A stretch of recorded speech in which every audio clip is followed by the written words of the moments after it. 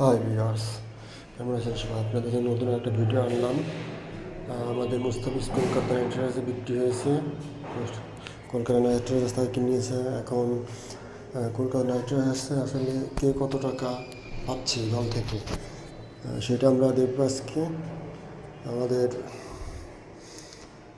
Cameron green যদিও 25,20,00,000 টাকায় বিক্রি হয়েছে, কিন্তু সে নিয়ম অনুযায়ী 18 কোটি বেশি পাবে না। আইপিএলের নিয়ম অনুযায়ী 18 কোটির বেশি কেউ পাবে না, যত টাকায় বিক্রি হোক। বাকি টাকা খেলোয়াড় কল্যাণ সমিতিতে জমা হবে। তাই যে ক্যামেরন গ্রিনের বাকি টাকা সে পাচ্ছে না। আর এখানে আমরা দেখতে পাচ্ছি কে কত টাকা পাচ্ছে পারিশ্রমিক।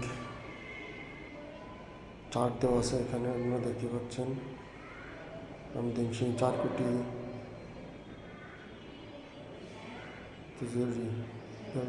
কোটি,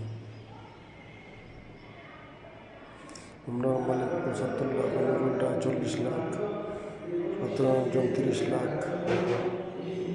কামরাজ 30 লাখ, শান্ত সোলানি 30 লাখ।